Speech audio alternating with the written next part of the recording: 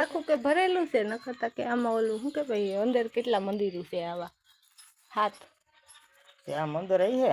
ભરાઈ ગયું પાણી ભરાઈ જાય છે આમાં વરસાદ હોય ને પાણી ભરાઈ જાય પાણી હતું ત્યારે હું આવ્યો હતો